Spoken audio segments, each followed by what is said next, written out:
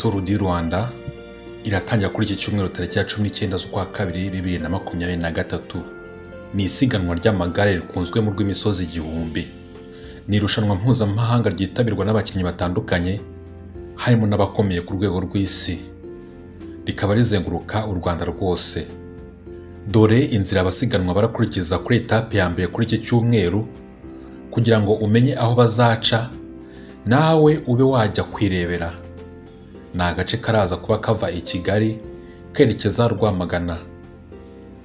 Barahagurukira kuri Kigali Golf, bazenguruke banyure Gatsata Karuruma, bagere Nyacyonga, ubundi bazenguruke bagere Kibagabaga, bakomereze Kimironko, bahinguke ku Murindi, bagere i Kabuga. Nyuma ya Kabuga baraca i Rugende, bakomeze Nyagasambu, bagende bagere Intunga. Barava Intunga binjira mu mujyi wa Rwamagana, aho baraza kuwuzenguruka inshuro 5. Iyi ntera yose ingana na kilometero 115 n'ibice 6.